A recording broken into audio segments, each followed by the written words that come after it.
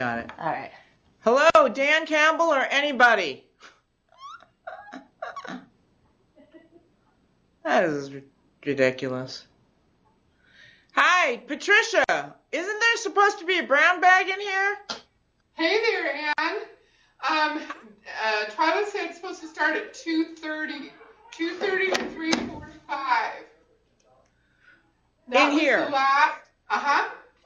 Okay. Yep. Well, Yep. I guess I'll go back to my office until then. So Crazy. you got a few minute break yet. Well, I'm not sure that I can come back at 2:30, but we'll try. Thank Okay, you. 2:30. Bye. Bye.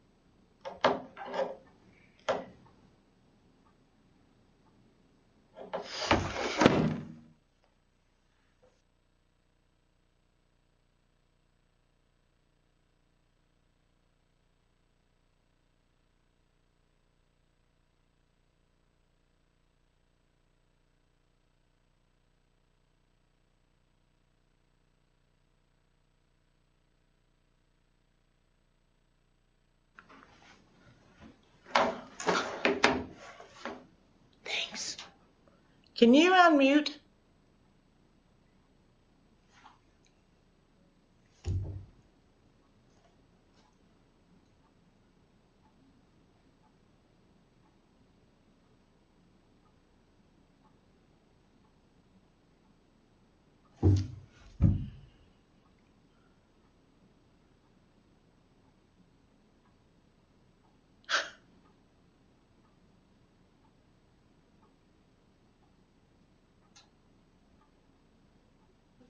Oh, gotta go. Yep. Ann, can you hear us now? Thank you. Yep. Wasn't sure if you were just being quiet, but then I saw mouth moving. Yeah, I tend not to be quiet. Yeah, I was going to say, if David's up, there's no way. So I'm mentioning the coaching part because when I noticed the training that we had in instructional coaching, it revealed a huge hole in the field that no one had really established at that time that there was any effect from this work, other than some very small studies. So I got into that research and have a $3 million NSF grant to partner with me here in the state to explore the types of knowledge a coach needs. So the other thing was proof and reasoning, which I'm even more passionate about. And I got interested in that as a mathematician, looking at what the ed research was talking about, the teaching and learning of argumentation and proof, versus the way we felt about it as mathematicians and seeing a distance there. And so you could quickly identify a hole in the field. And now with Common Core using the word viable argument, we've got a soft pitch. That research field is wide open. So there's my school and a little bit of my research and why I got interested in it. So I'll pass it along. And both areas seem to be very fundable. You're very fundable, yeah. Particularly coaching that's even with low fund rate like NSF, that's so under researched that's I mean that's part of the issue is picking a field. You pick your passion and then also thinking about a field that people will actually fund. And coaching is highly fundable. Good. Kathy? Okay, my doctorate is from Gonzaga University, and for those of you that may not know, they're ranked #1 in men's basketball team. I just wanted to remind everyone. Anyway, yeah, go Zags. My heart also belongs to the University of Idaho. I have a degree from this institution. My undergraduate was from Oregon State, and then I have yet another one from Portland State. So I think it took that long for me to get through school. That's pretty sad. I get calls from 4 universities for money all the time. Anyway, my research interests, I focus on social justice, and my interest in that area springs from the fact that my home campus is in Coeur d'Alene, and my husband and I moved to Coeur d'Alene about the time that the Aryan nations began to infiltrate our region, and so it's been a long time passion for both of us to rid our community of those individuals. So that's kind of what prompted my interest in social justice. My secondary interest is in policy and politics and legislative decision making. And that interest, to be quite honest, stemmed from when I was getting ready to do my dissertation. My husband, Denny, was in the Idaho State Senate, and he was on the Senate Education Committee. And I was a school superintendent in Idaho at the time. And for the life of me, could not figure out why he was voting the way he was voting, because he was way off base. And quite frequently he voted not the way I was telling him to vote. And when he got in, I thought, oh wow, I'm going to have a lot of influence over, now I'm going to change all of Idaho's education system. I have the power. So I don't know. It was just one day I was on the phone with him and heard him vote on a bill that we've been watching all the way through, and he voted the wrong way. And I said, what are you doing? I told you how to vote on that deer. And he gave me some excuse. I have no idea what it was. And, the hair on the back of my neck is, sky high. And that day I said, okay, I know what I need to find out. And so I did a study on the Idaho legislature and the factors of influence that cause legislators to vote for or against education-related bills. And I work primarily in the qualitative realm. I know enough about statistics to be dangerous, but I've done a couple of quantitative studies, but with some help in analyzing the statistics. Was he still wrong after you did your study and how he voted? Oh, you can't believe why they vote the way they do. It was fascinating.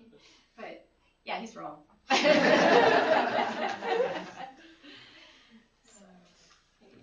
All right, well, and I can attest to the fact that Kathy is dangerous, so.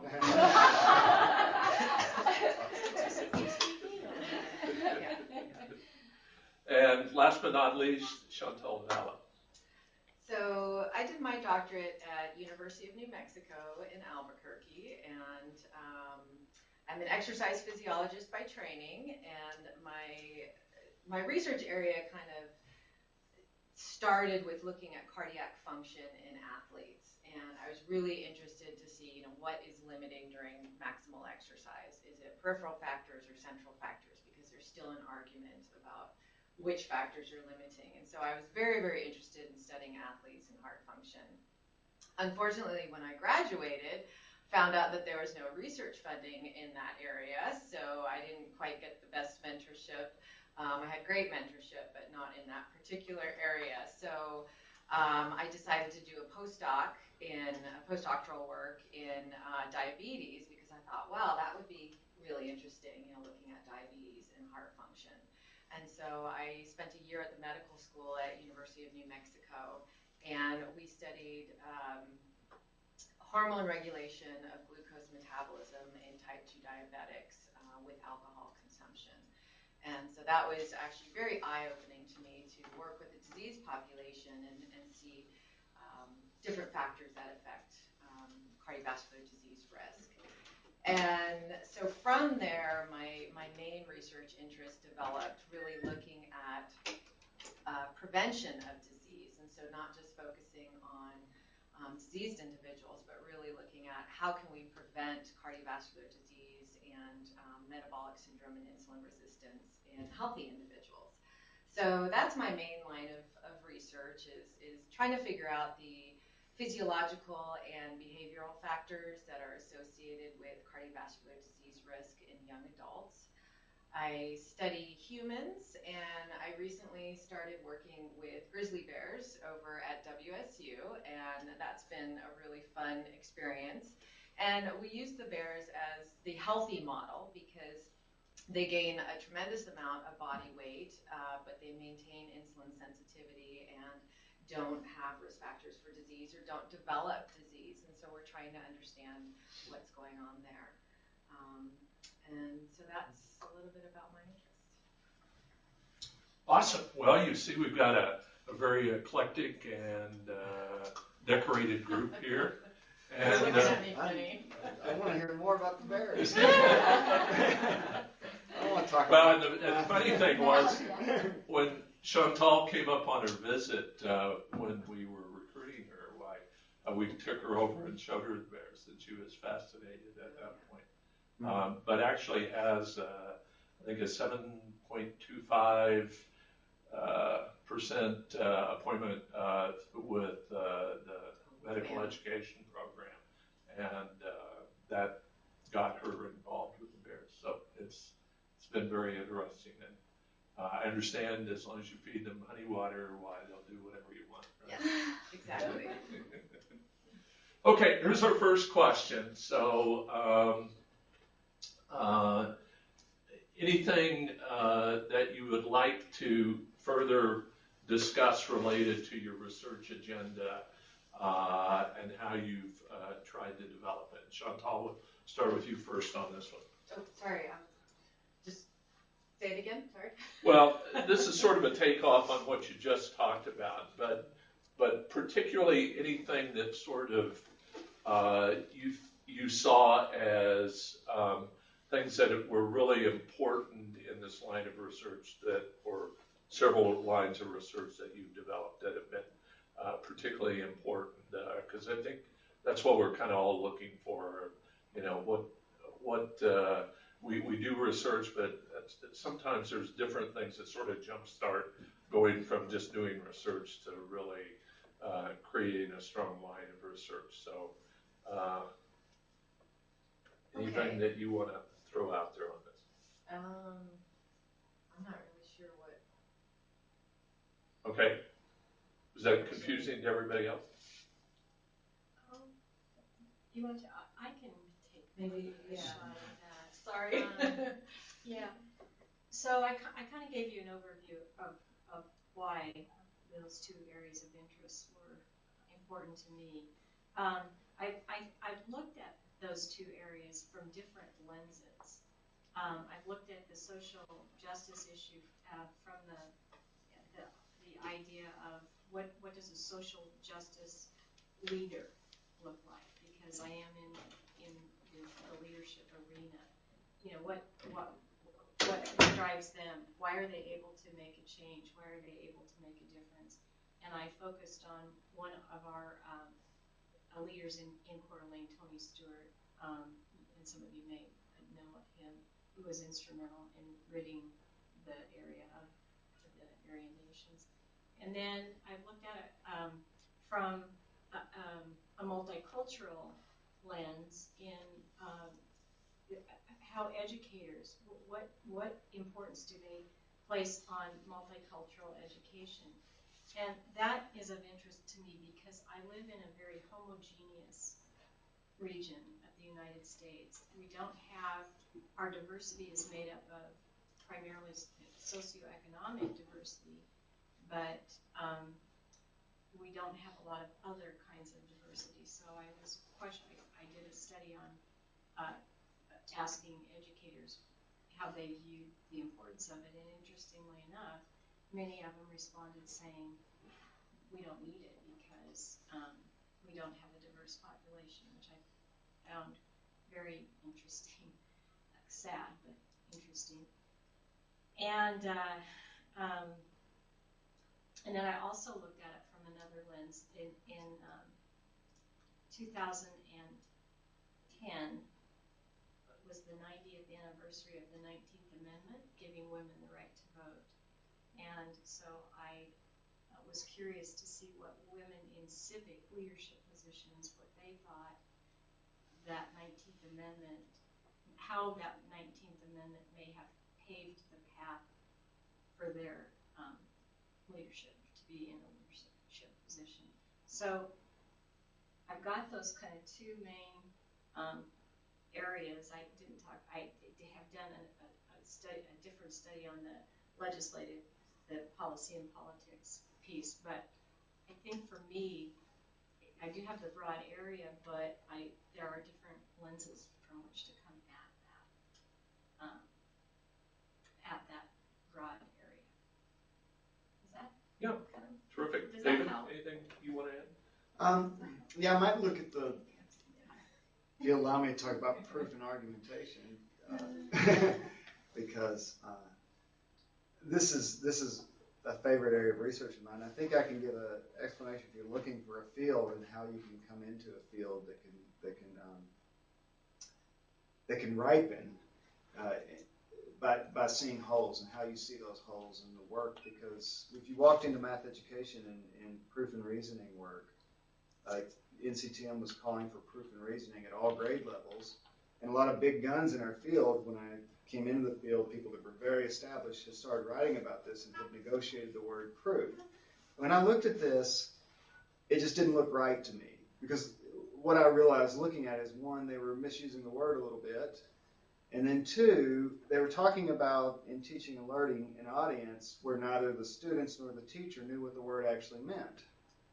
And so there was a lack of agency in their work. And so when I looked at it, I saw something different. They saw they were empowering students and teachers by using this word.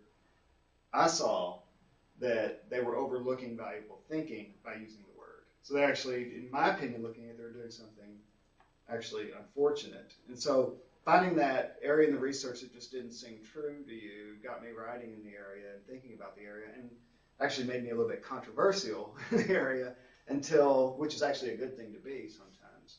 Because if you're not examining the problem, then you're just perpetuating someone else's ideas, and your research can only go so far. Common Core send a soft pitch when they use the word Bible argument. And so that's really escalated my work in that area because I've brought in work from other fields in discourse analysis and argumentation from law and philosophy to build a framework that allows us to talk about student ideas for what they are, not just what we would hope they be. So, you can hear me singing my song about my research there, but what I hope to point out is reading the literature, looking for things that even though someone who's very high up in the field, very respected in the field, just because you can respect what they say, but disagreeing with what they say is how you can find an area of really strong research. Academics should move forward, and we get in this. The whole point of grounded theory, because I know y'all studied that, right, was that sociology got in a position that no one could move forward because you had to pay homage to a bunch of dead people. In other words, those ideas got so powerful that everyone just researched from that perspective, right? And so what can be a very powerful field in terms of research is looking at that and saying, does this really make sense? Because you have to remember the community tends to go forward on someone's ideas based on reputation without that still singing true as we move forward in terms of knowledge bases. So that's how that line of research developed, is just looking and saying, this just doesn't work out in today's climate. And let me throw out one other piece to that puzzle. And sometimes I think your research gets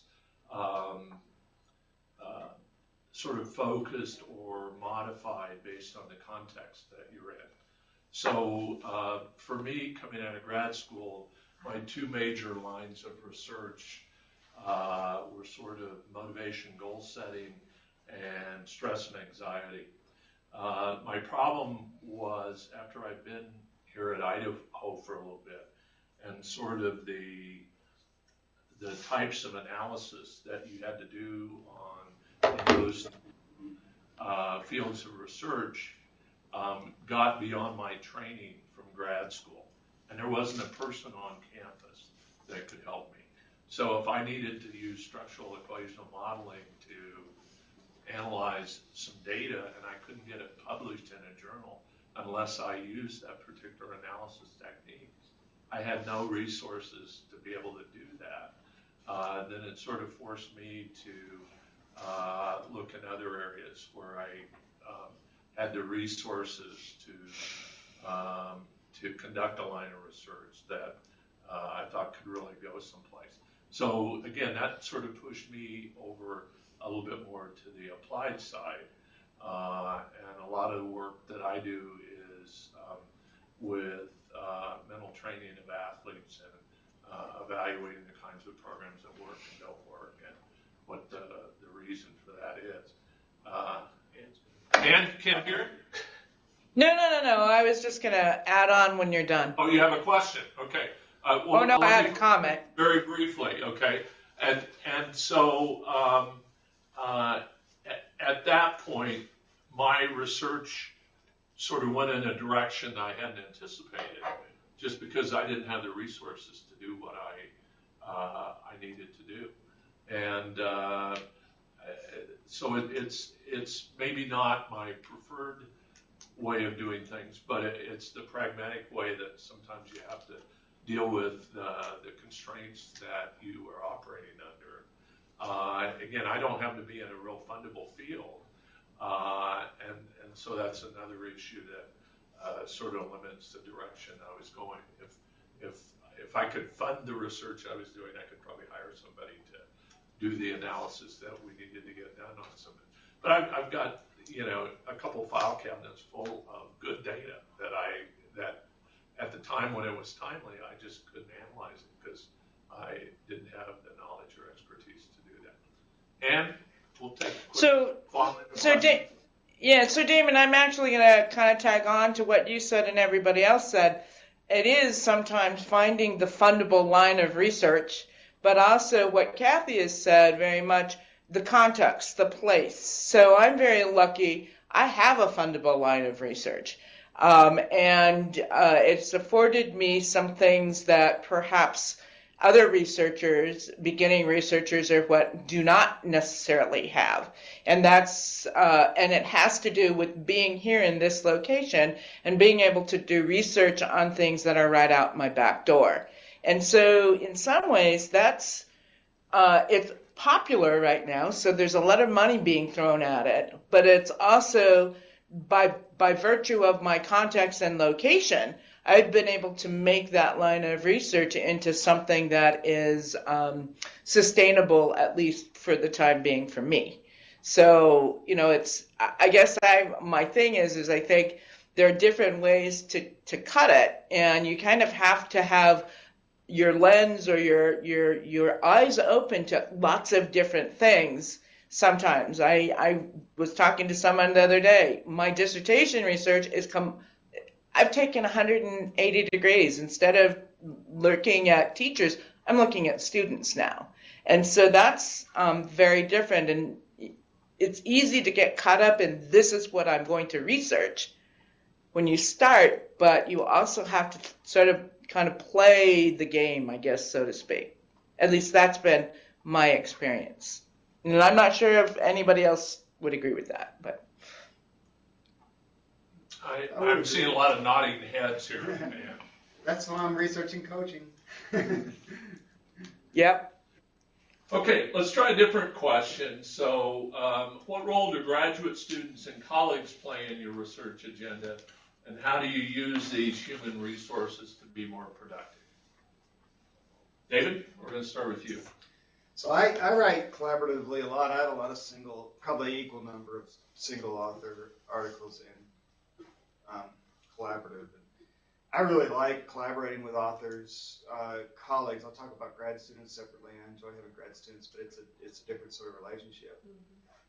But I do have some rules about working with colleagues over the years. Or some, I don't know rules, but things I've learned about people that you can work with well to produce articles and produce research. And it's actually pretty basic. People that'll write and share things with you that are very quickly will turn them around without having them polished. So if you get in a team where people have pretty quick deadlines and they'll write their ideas down and put them in writing where you can reflect on them and send this thing back and forth, we call them boundary documents, without polishing the grammar and things like that, it seems that it goes very fast out the door and your ideas blossom. If you get someone on that team that sits on it or worries too much about the polishing, at least in my experience, before they'll send it back to you to share it for you to move forward, those things usually die. So I've got a lot of dead articles that should have published, but someone on that team pulled that, and I don't work with them anymore because it's really hard. I mean, so going back and forth quickly. So I write every day, and I don't miss a day. And if I do, if you see me grumpy, it's because I missed a day writing, and that works for me. And I'm very adamant about when I work with someone that I get stuff right back to them, because I know they're feeling that same pressure. Part of that extends to working with grad students. So I've only graduated one doctoral student and a slew of master's students, and my experience is the same with those. If they'll put stuff in writing and share it with you very quickly and timely and turn around quickly, they usually do well. If they sit on stuff a long time, they usually don't do well. Just because you can't give them the feedback, you can't share ideas with them if you don't see it in writing. So I've had graduate students I've worked with that actually, when I work with a graduate student, I want to work with them collaboratively to try to get a publication out of it. I want them to be on an idea that's of interest to me, that we're both working like colleagues. And I've had a couple that'll come in and just talk about things, and I'll say, you need to put that in writing. I'm putting my ideas in writing. And they say, well, I'm not comfortable writing until I've got it worked out. And neither one of those graduated. And they went to other people and didn't graduate. Because you can sit, what I found was 6 months later, you're still talking about the same thing. because they forgot it. And they come back and they tell you the same thing again. You're like, well, we talked about that 2 months ago. Why didn't you please write that down? So some kind of mean, don't I? But I can't stress enough the power of writing and sharing your writing for comment. So yeah, and also working with grad students, I have made the mistake of working with them on topics that I'm not researching. I think that's a mistake for both people. Because I don't have a passion for it or have the expertise to advise them on. So I do prefer when a grad student's working on something I'm working on, or at least would like to work on. I did graduate, my doctoral student, I did graduate actually, was in a topic I wasn't that interested in. And so it didn't work, but neither one of us have published in the area. Kathy? Yeah, my experience is probably pretty similar. I've probably been more in the lead as the first author than second or third. The first author kind of is the one that I think takes the, really not the control, but I guess the lead, actually starting the writing process. And then I brought other colleagues in to do pieces of it. Primarily, though, they might help with, because I'm a qualitative researcher, they might help with interviews and whatnot. So I think I prefer being in the leadership role. I wonder why. Because I like to make sure things are done. I'm kind of like, I want the deadlines to keep moving. If you don't have those deadlines, then it just kind of goes into la land and you've lost that opportunity. So although I have been a good second person or third person, I can do both, but I really prefer the lead. I think up until I became the interim department chair, I would say that I was writing every day or every week for sure, but I've kind of gotten sidetracked this year. Imagine that. On some other things. So graduate students, again, similar to what David has experienced, in my department, we don't have graduate assistants, so that's been, we're not bringing them in as much, I think, as maybe some of the other departments are. And I'm kind of like, I would agree with David, you need to make sure that if you do work on a project collaboratively, that you have some, I think, passion for the topic. Otherwise, you're not going to be happy, and then the writing team might not be happy either. I don't know. So you need to be. I would just encourage you to be interested in the topic, and I would not be afraid to take the lead. I think, you might say, well, I'm not ready for that. Well, when are you going to be ready for it? Yeah, so do it. So I agree with everything that they've said, and I've had similar issues with working with colleagues. It's great working with colleagues, but you really have to find people that you can work with and have similar expectations, because I'm like you, I'm on top of everything, and I like to get things done quick and weeks before the deadline. And if you're working with somebody who likes to wait until the last minute to do everything, it will drive you bonkers, and then you end up doing everything. And so I think it's really important to choose your colleagues, choose your colleagues wisely, and you learn once you've worked with them. You really learn if it's somebody that's good to work with. I think collaborations are really important in my field. We don't have single author publications. You just don't see it, because the type of research we do, typically you need a really good team to work with you. For example, the physiological work that we do, the data collection, we need at least 4 or 5 people typically on a team. Versus when we work with the grizzly bears, we need about 10 people at minimum if they're working with the anesthetized bears versus the awake bears. And so I think a team of people is also really important for generating ideas. because you can't do it all, and you typically can't get funding if you're the sole person. And so really finding a good team that can help you conceptualize an idea and look at more of the whole picture. I think that's really important.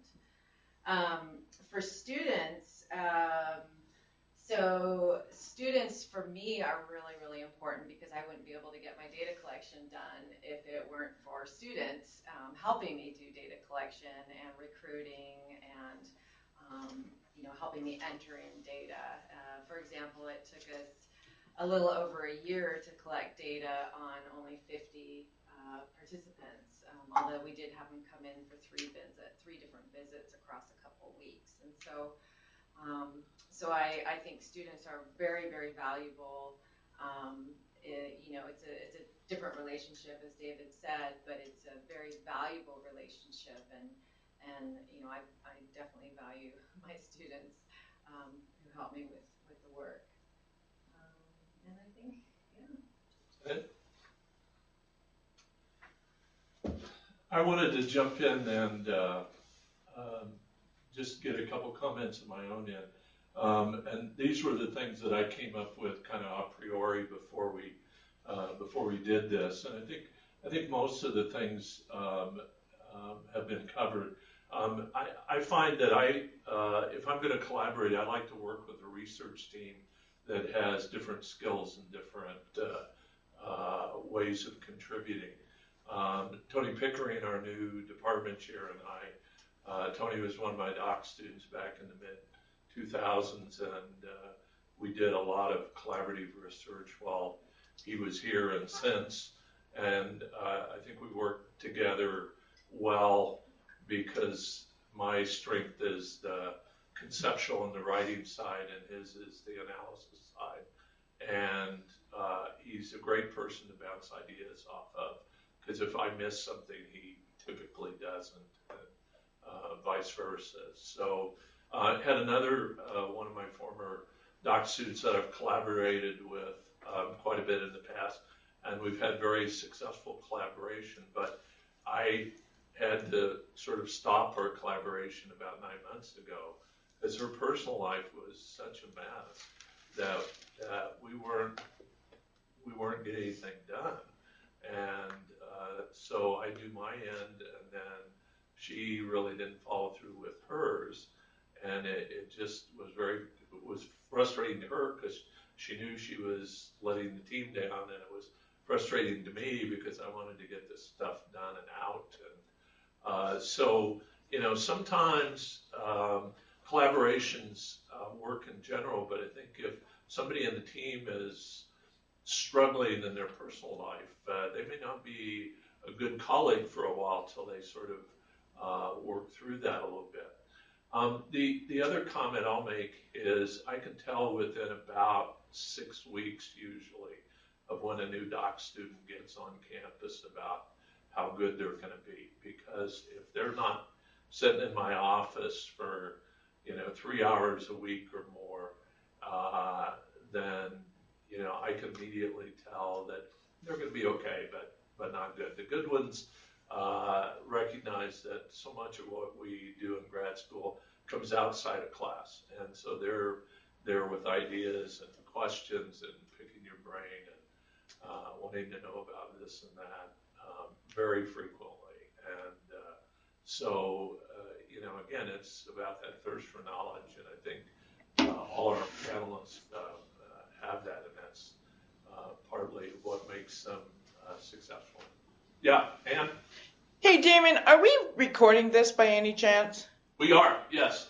Great, because everything that I'm listening to, I have grad students that I wish were here and listening to you guys. These are new grad students that I would like to be able to say, see, the fact that I actually have you come in once a week is not a lot. And I'm not really sure you're going to make it because you keep making excuses for not coming in. So if we can sort of distribute this widely, I think this is a great forum for grad students. And with that said, I actually have to go teach class, so I'm going to take off, but I really appreciate it. And if we can distribute this widely. I think that's really, there are things that you are all saying about working with grad students that I think we all agree with, but it's hard to vocalize it sometimes individually. I know that I have a hard time doing that, sitting across from a grad student saying, you're not going to make it.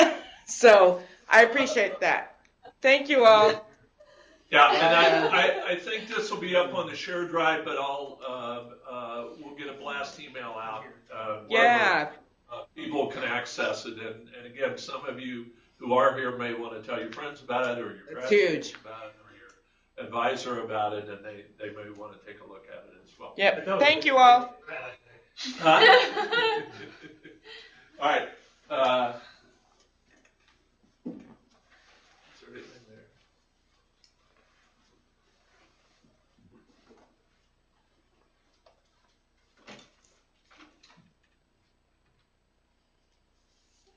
No, I think we talked about all those things. All right, so here's our question 3, and we'll do this one. Then if you have questions, I will begin to open it up. So what factors do you feel are critical in developing a strong national reputation as a researcher? David, why don't we start with you? A lot of people say pick one area and work in that. You have a better chance if you stay in one area. But I have 2, so I don't know that that's always true. You always heard that as well. Mm-hmm. Yeah, pick one area. Focus. Yeah. I mean, so you heard earlier that I'm taking a slant of disagreement, so you get a representation, maybe not a good one that way. But you really have 2 choices. Well, maybe you have more, but I can think of 2 clear choices: is taking ideas that already exist and moving them forward, or going against the grain. I think it may be harder moving ideas forward is what I would be concerned about. Ideas that already exist, moving them forward unless they're just under research, particularly in my field, and just the way it's structured now. I think looking at the other elements of the questions, I think publications is one, picking venues that are widely read. Of course, those are harder to get into. But then presentations are pretty important too. So going to several conferences, presenting, and the networking that occurs after those. I looked at the other ones and they didn't feel as strong to me. I think you had a list here that you had on our questioning. Right. Yeah. First author, sole author. I don't know, because it varies by field on who's first on the list as being the lead author, right? In my field, first author's lead, but that's not true in all articles, in all fields. Yeah. Probably sole author, but the problem is with sole author, you get less out sometimes. Then I said visibility at conferences and being active and publishing a lot. That's what carries the weight. But there are peer review outlets that are more practitioner, that are widely read, that are easier to get out. So sometimes that's, and here I think we count just peer reviewed. So I don't think we're very careful about quality of journal. At least it didn't seem to be in my annual review. So numbers. Grad students, in my field, others speak in my field, I don't know that it would help some, but I don't know that it helps a lot in terms of grad students. And then funding, definitely, depending on the funding source. Like I said, Math Science Partnership or state level funding isn't going to get you a national representation. Maybe it will, right? So like the MSPs in math and science are state level, but they have a conference every year, so you can get some exposure. But NSF, which there may be equivalent for field outside math and sciences, that funding's hard to get, but most of the key researchers, which wasn't me when I got it, right? So I was lucky to get it, but it's mostly represented with key people in the field because it's pretty elite level of funding. It's hard to get. And so when you go to that conference, you have to go every year, and those people have to go, and you're put in a small group with, the big players in the field. So. Now, has that led to any collaboration with some of those folks? Yeah, in proof and reasoning, but I'm funded in coaching at NSF. Yeah. So coaching, there's not many people researching at that level. So it didn't. And plus, with a grant that size, I don't know if this is the right area to talk about. The grant that size, bringing in so many different players from different institutions. When you talked about bringing strengths, like we have a statistician, an ed statistician, we have evaluators, we have, class observers, we have a project manager. Oh, if I get a chance to talk about choosing a project manager, for a big grant, that is the best thing I can do for anybody right there, because we chose wisely. I'll save that for later if there's time, because it saved everything. I see so many grants, even at DRK 12, the other ones are having problems because of bad choices on project directors.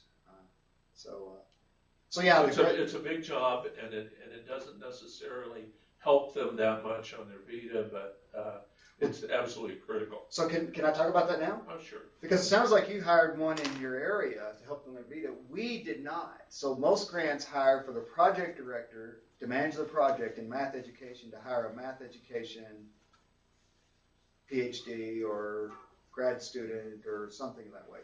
We chose the ex-editor of Pink Magazine. Do you know Pink Magazine?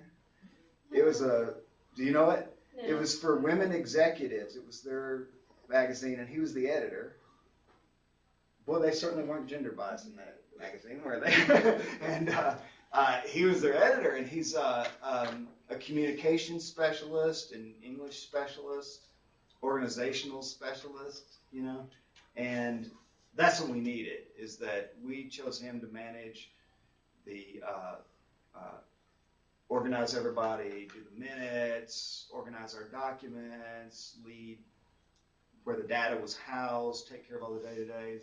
Pay him quite well, but it was worth it because, and to make sure our data comes in, to communicate with our participants. The last thing you want is me communicating with the participants, because I'm not that good at that kind of thing. He's an expert at winning people's heart. And we have,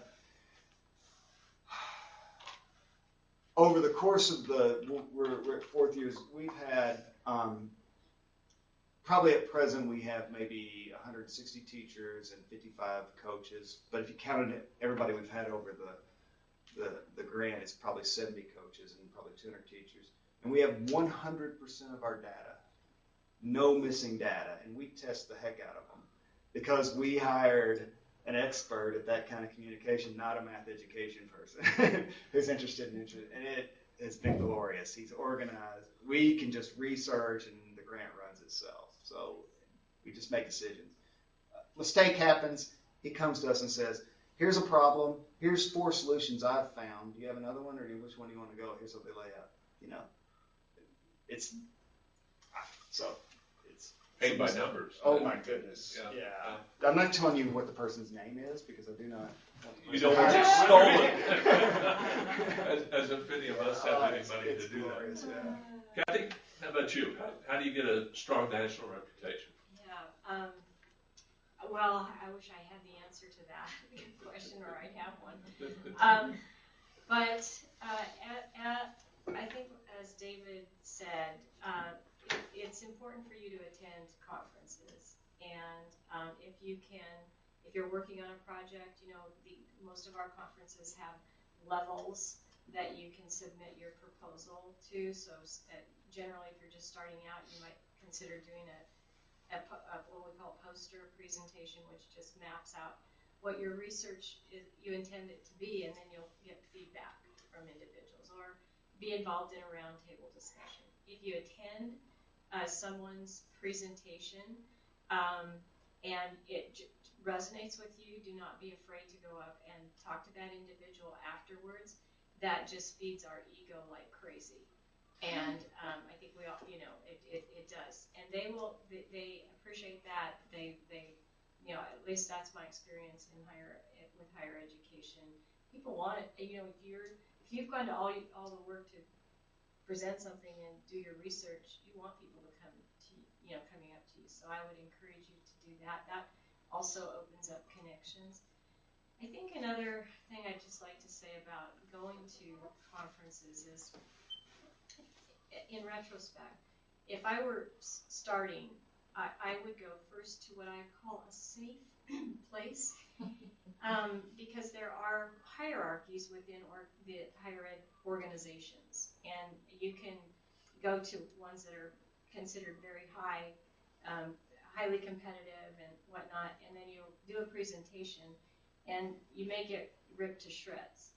And so I would probably start out in a safer environment, because that's encouraging, and people. I mean, it's just I don't know if I'm explaining this right. Maybe you guys have never. Like a regional conference Right, a versus a regional national conference, yeah, versus a national conference. I remember one of my first conferences was to AERA, which is in I think all of our field, I guess. I don't know, but okay, well, we gave AERA. a picture of this. And it was to present my piece on Tony Stewart in Coeur d'Alene, and gave the spiel, and the discussant, who they have a discussant then that talks to you about what you've done, and it was actually suggested that I look at the leadership style of Richard Butler, and he was the leader of the Aryan Nations, because maybe I would find the same thing. And you know how when you get nervous, sometimes your blink rate goes up? I know, mine was, I did not know, I was blinking, I didn't quite know. I mean, it was, if I had, the thought was going through my mind, well, if I wanted to compare the God and the devil, I guess I could have done that, but I was just kind of stunned, and it really took me I just had to sit back in my chair and just go, well, am I missing the mark here? So, anyway, I dismissed that advice and went on about my business, stayed focused and went on about my business. But anyway, so those are just some suggestions. I would start out in a safe place, make sure you make contacts, produce quality work, don't let anything go out the door that's not perfect, or send it off to a journal that's not perfect. Aim for no revisions. You've had one? You had an article go through with no revisions? Very nice. I don't get very many, yeah. I don't want it to, I don't have time to go back and do it. I didn't even know there was such a thing. Well, I mean, I have had revisions, but I don't have time for a lot of them. Wow. I just shoot them out. Excellent. So I'd like to reiterate what you said about quality of work. I think that's huge.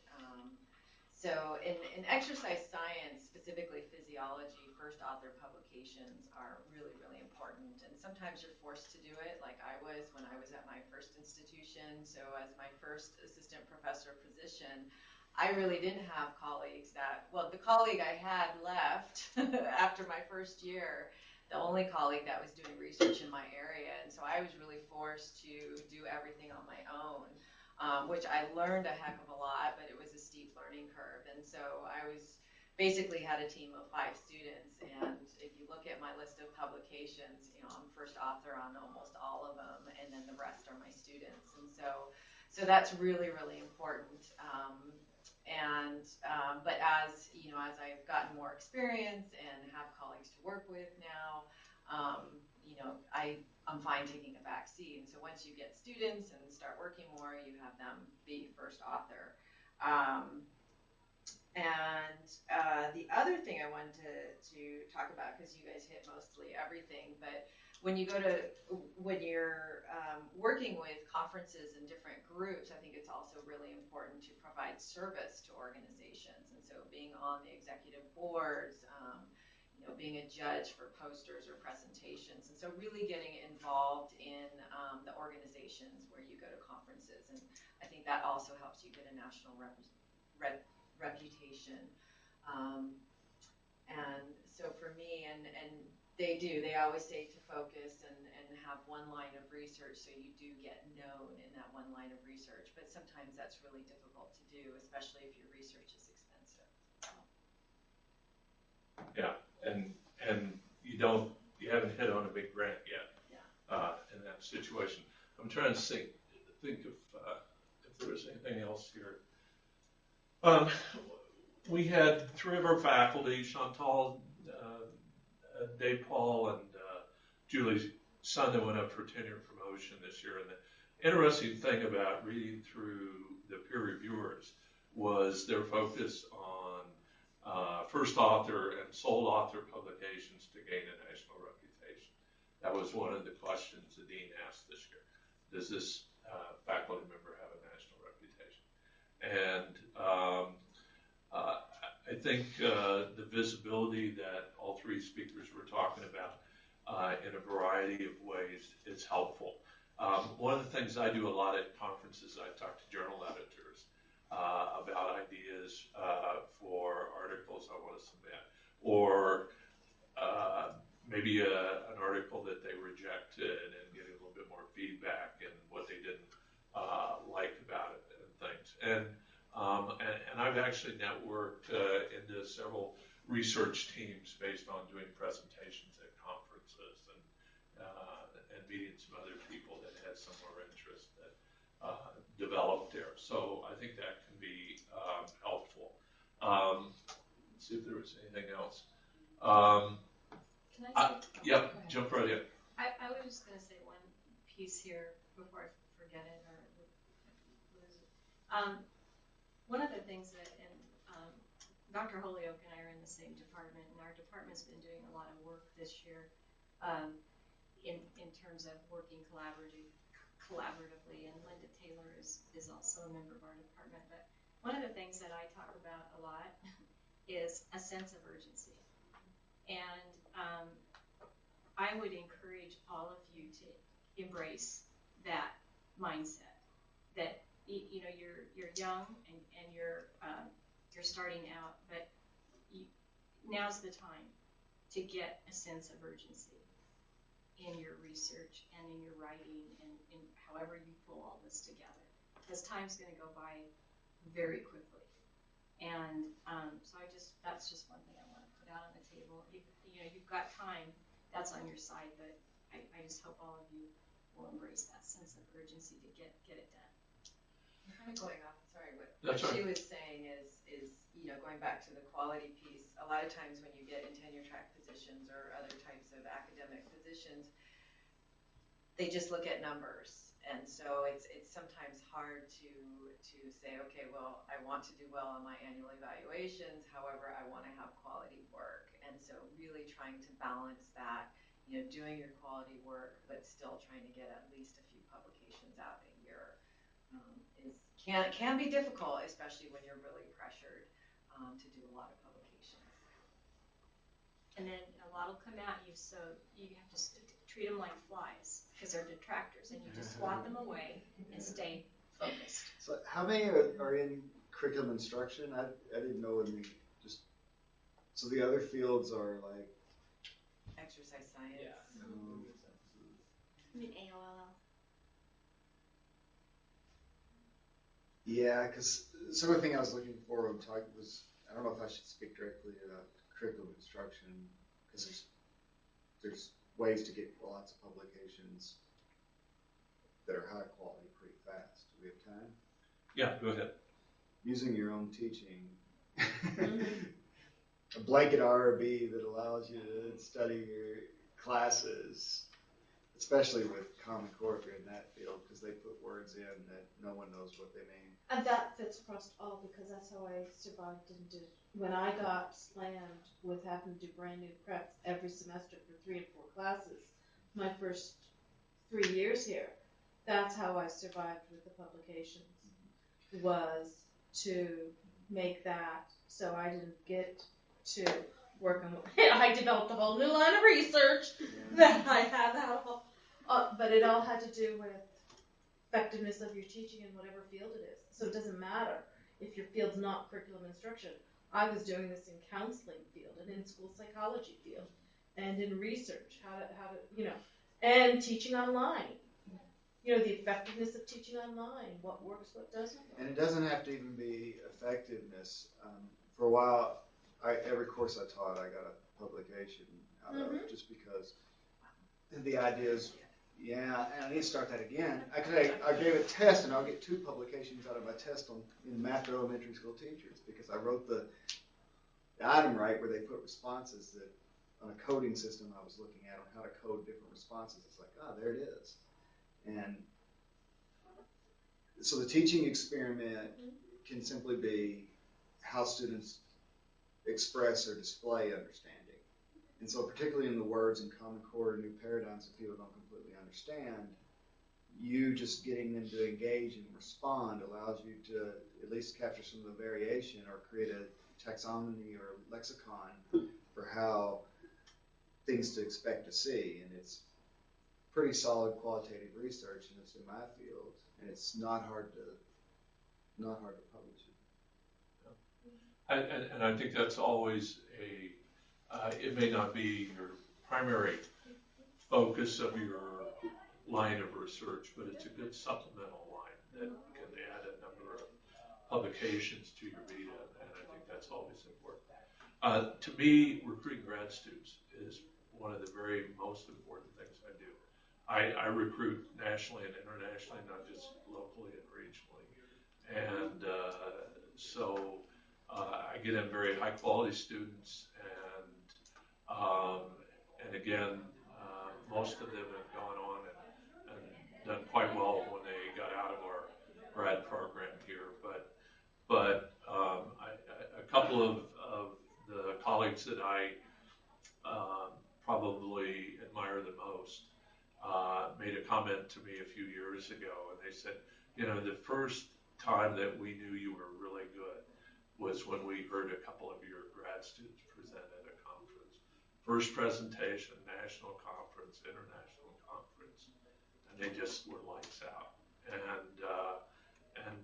And for me, because I don't have colleagues here, again, having really high quality grad students made a huge difference to me, because they were my colleagues for the longest time.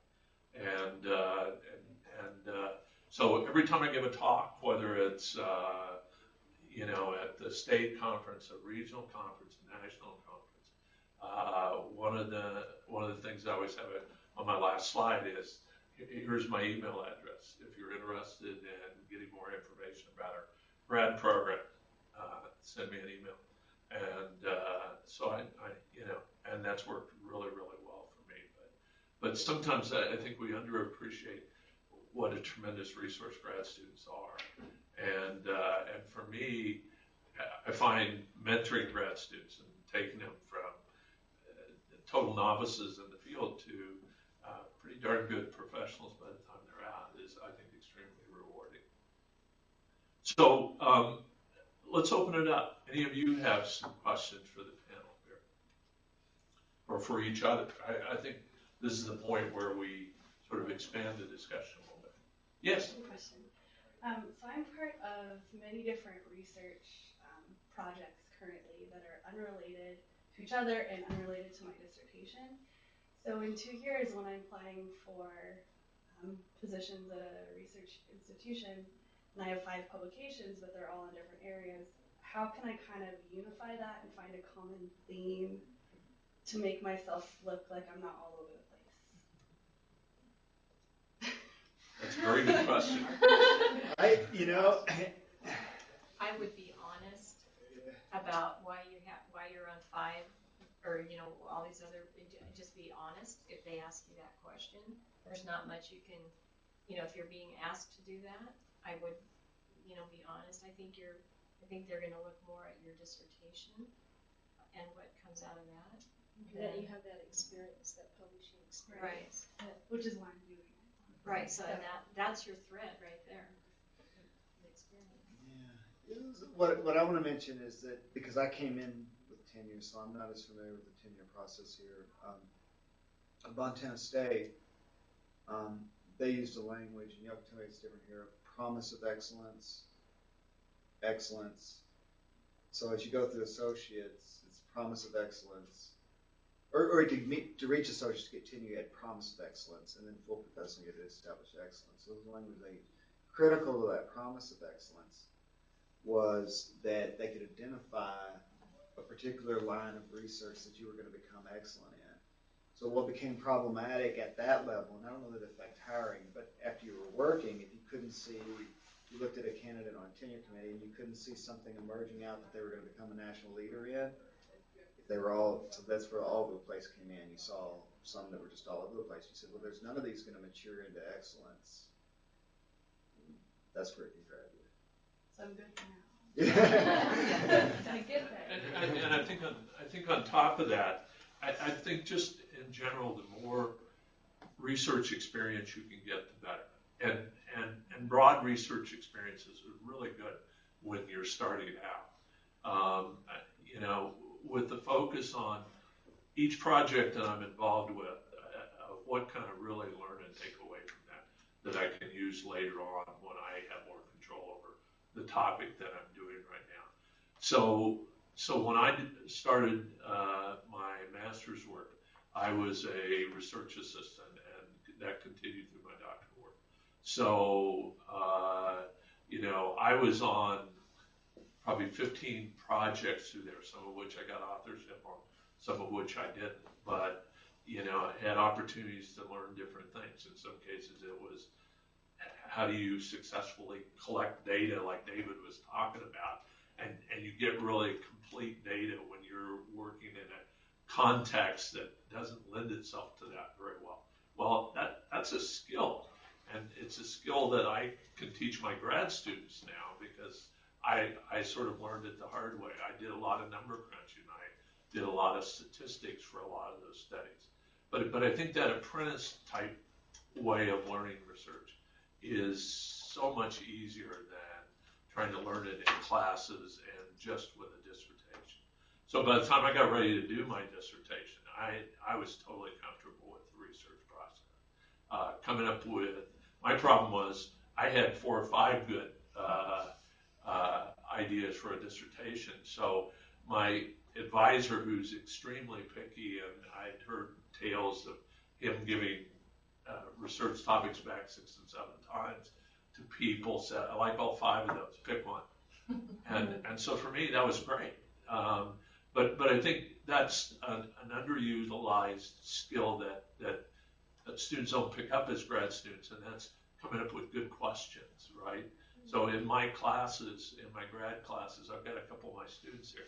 One of the things I ask them to do every week is come up with 2 research questions about what we've read this week, because I just want to get them in the habit of thinking, how can I take some of that information and turn it into a good research question? But I mean, if maybe you don't get all the pieces in one study, but over 5 studies, I'm doing a little bit in all of those areas.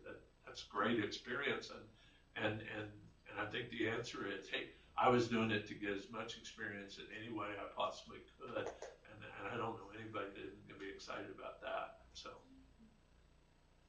I have a question for all of us that are going to be starting as professionals here, hopefully in the next couple of years. How do you get into the funding scene? Because I heard a lot of it. You have to have established research to, you know, really get going in that field. So how do you start from kind of not having a huge background to get into that funding, especially in the heavy sciences field? I would say start off small and try to get some pilot grants, some smaller grants. Foundations are a good place to start. Also associations. And it really is going to depend on your region and what's offered in your region, because NIH and NSF are just getting more and more competitive because of budget cuts. And I know NIH is really focused on, you know, good team, having a strong track record of collecting the data. And so I think the smaller grants and just going with that is definitely helpful. any fundable ideas, Kathy? Well, no, yeah, the Foundation Center, that's what it's called, is a good place to start. Locating funding is much like conducting research. You know, you've got to you've got your idea, and then of what you want funded, and then you have to do the research on what foundation will fund it. And that's one of the keys, is to find the fit. And generally you can probably eventually find that foundation, but it will take a while. I think it would be kind of hard with the national, like the NSF and some of those bigger to land. There is some exceptions though. That I think you're right in general, but which field are you in? Exercise science. Yeah, so I don't know much about it, but some of their calls actually say they give some preference to first-time funders, even with big awards. Oh, with the, well, I was just thinking or not. I know with NIH, they say they do. For example, I've applied to several grants where they say no pilot data is needed, but then all the reviewers are coming back saying, well, there's no pilot data, so you need to get pilot work. And I've talked to, many program officers about that, and, they're like, well, they're not supposed to do that, but they still do. Yeah, so I did have pilot data when I, won $3.5 million early in, but I had from the MSP, so that is true. They say that, man. But there are foundations like the Idaho Community Foundation. I mean, I'm just kind of worth looking at. There's the Laura Moore Cunningham Foundation. I believe that focuses on community health. Which one was that? Isn't it the Laura Moore Cunningham Foundation? That's an Idaho foundation. There's the don't Bill and Melinda Gates focus on. Stanley. I mean, so I think there are some worth looking at, but you just and then you have to be really, really careful if you're going to do that to identify what their rules are. So if you say to yourself, well, it says that they only take a proposal, you don't get on the phone and call them because they screen those out. I mean, I worked with a gentleman who worked for the Mott Foundation out of Michigan, and his role was to answer the phone and screen in or out, up or down. So you just don't want to break their rules. Yeah, and I wrote down a list because I thought about that if people were trying to get funding things. So a list of some rules I think that is you start writing 1 year in advance. You can forget about it if the call's in 2 months. You're not going to get funded unless you've already got a grant to move over. So it's a year in advance. If it's 10 pages, it takes a year to put together in a team. And then pay attention to their call. They tell you what they're going to fund in their call. And then they've got that line in there that you should ignore that says, we welcome other ideas. They are absolutely lying. They're not going to fund you. Don't bother. Don't you agree? They all say that, and it's just a total lie. So, and I wish they'd take it out because they're lying. And you ought to remember a lot of the proposals they get, even though they're getting a lot and they have 10% fund rate, is a lot of people write really badly. And I'm not talking about grammar because I'm the worst at grammar and spelling. But the majority of people in your field write badly because they don't get to the point. And if you can develop something very succinct and very clear and then hire someone for $200 to go through it and fix the grammar, you're going to stand out. I just say it because I'm bad at grammar, but I do know how to get a point across, and I do know how to be succinct, and I do know how to read their call and tell them what they want to hear. That's it. You know exactly what they want to hear. They already thought about how they wanted to spend the money when they put that call out. In movement sciences, the Kroc Foundation would be another. KROC, Kroc. That's if the you want to know about McDonald's founder. Right. If you want to know more about that, I would strongly encourage you to drive to Coeur d'Alene and just look at the Kroc Foundation Center. It's incredible. It's a huge community center, and I mean, it would be worth Googling. I don't use Google, only to but I don't use that. Well, I meant don't use Google to do your research, but you can if you're looking at the foundation. So just kind of peruse that website. I've never been in a fundable area, but I had a lot of grad student friends who have been very fundable in motor learning, motor control, and exercise fitness, biomechanics, the harder sciences do have money. But one of the things that they all say is that the easiest way to hit a big-time grant is on one of these short calls. In other words, a foundation or an agency has extra money, and it has to be spent by the end of the year, or they have to give the grants out by the end of the year. So really short deadline. But they've got a grant. They've already written. It's in the drawer, just waiting for the right call, and they bring it out and they modify it a little bit. But you definitely cannot write a grant from scratch on short time. It just doesn't work. But if you've got a really good one in the drawer that you just haven't been able to find, you're waiting for the right call. Sometimes that's a really good way to hit on a bigger grant. Just a couple of things that I've learned from my friends, not personal by any means, but